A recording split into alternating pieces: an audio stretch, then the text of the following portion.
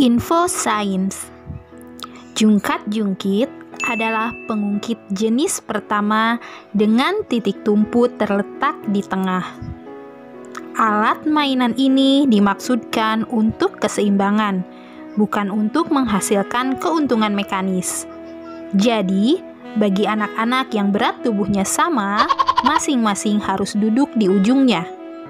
Namun, jika berat tubuh mereka tidak sama, anak yang tubuhnya lebih berat harus duduk lebih dekat ke titik tumpu.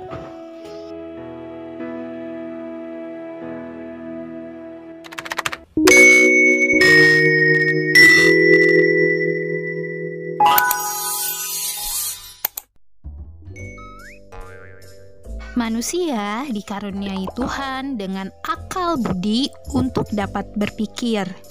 Dengan berpikir, manusia dapat menciptakan berbagai alat untuk memudahkan aktivitasnya. Dalam usaha menyelesaikan aktivitasnya, berbagai alat dibuat dari yang sederhana sampai alat yang modern. Video pembelajaran kali ini akan membahas mengenai pesawat sederhana. Apa itu pesawat sederhana dan apa saja jenis pesawat sederhana yang sudah dibuat oleh manusia? Simak videonya sampai selesai ya, supaya kalian tahu jawabannya. Sebelum kita masuk ke materi, jangan lupa untuk mendukung channel ini dengan like, share, dan juga subscribe terlebih dahulu. Terima kasih. Apa itu pesawat sederhana? Pesawat sederhana adalah alat-alat bantu sederhana yang digunakan untuk memudahkan pekerjaan manusia.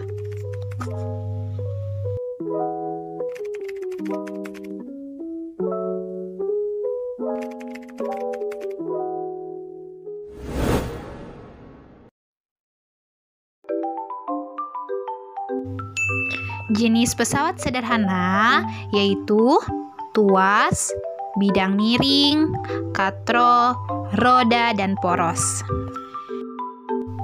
Sekarang langsung kita akan bahas masing-masing dari jenis pesawat sederhana.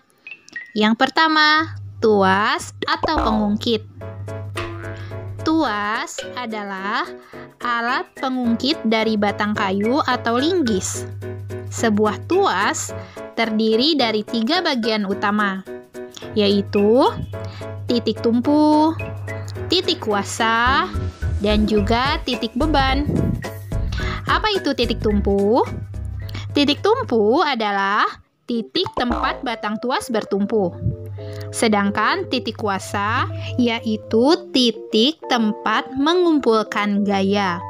Dan titik beban adalah titik tempat benda yang akan diangkat diletakkan.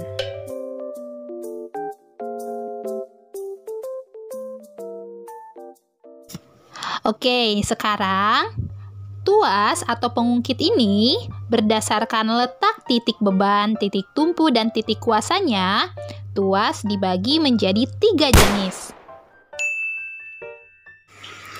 Tuas jenis pertama. Tuas dengan titik tumpu berada di antara titik beban dan titik kuasa adalah pengungkit jenis pertama. Di antaranya adalah linggis, tang atau pencabut paku, gunting, dan jungkat-jungkit.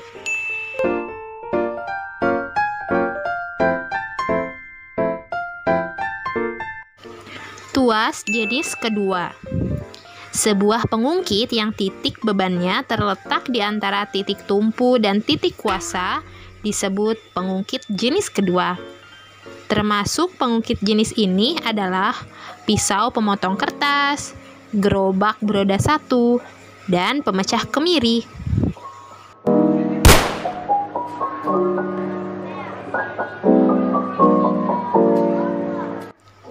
Tuas jenis ketiga. Tuas yang titik kuasanya berada di antara titik tumpu dan titik beban disebut pengungkit jenis ketiga. Contohnya, sekop pasir dengan tangkai panjang dan jari tangan kita ketika mengambil, memegang, dan mengangkat benda.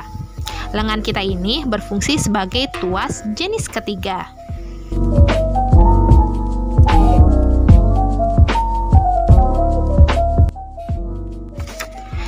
Kita beralih ke jenis pesawat sederhana selanjutnya, yaitu bidang miring. Apa yang dimaksud dengan bidang miring? Bidang miring adalah bidang datar yang salah satu ujungnya lebih tinggi dari ujung lainnya. Misalnya, jalan tangga pada gedung bertingkat, jalan berkelok-kelok di tepi jurang, sekrup dan mur atau paku ulir.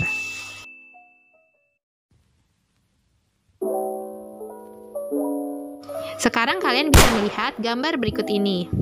Kira-kira memindahkan beban akan lebih mudah apabila dengan diangkat atau menggunakan bidang miring seperti gambar. Betul sekali, memindahkan beban akan lebih mudah dengan menggunakan bidang miring. Dengan menggunakan bidang miring, gaya yang digunakan untuk memindahkan beban menjadi lebih ringan. Usaha untuk mendorong beban ke atas akan lebih ringan jika menggunakan bidang miring. Semakin landai bidang miring, maka semakin kecil gaya yang diperlukan. Nah, dengan bidang miring, beban dapat menempuh jarak yang lebih jauh.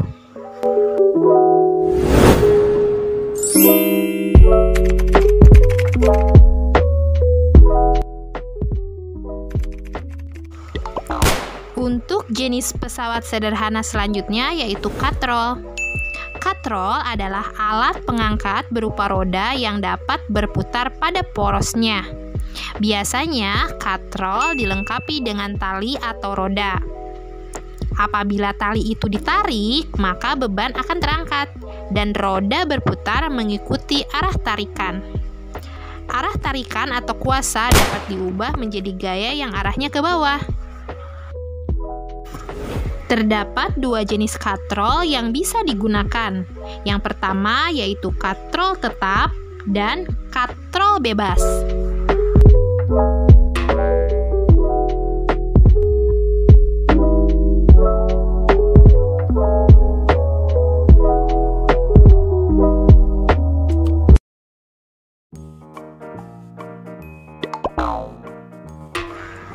Katrol tetap yaitu katrol yang ditempatkan di tempat yang tetap. Kelebihan katrol tetap adalah arah gaya dalam mengangkat beban dapat diubah, sehingga gaya lebih mudah digerakkan. Katrol bebas, yaitu katrol yang ikut bergerak bersama-sama beban. Katrol jenis ini tidak tergantung pada tempat yang tetap, karena katrol langsung dikaitkan dengan beban. Katrol tetap dan katrol bebas dapat disusun menjadi satu sistem katrol majemuk.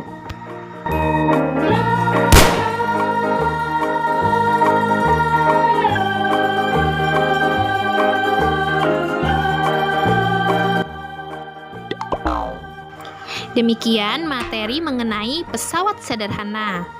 Kalian bisa mengamati lingkungan sekitar kalian, kemudian menuliskan 3 macam pesawat sederhana yang banyak digunakan di lingkungan kalian. Dan jelaskan masing-masing cara penggunaannya, apa keuntungannya menggunakan pesawat sederhana tersebut.